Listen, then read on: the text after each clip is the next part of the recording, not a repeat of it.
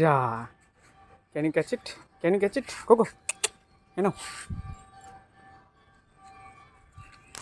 No you can't catch ইট।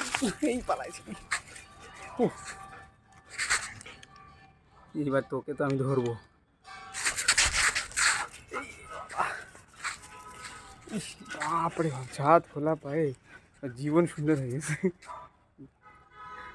চুপচাপ করে যাই, তো জল খাচ্ছে, এখন নিবো আমি।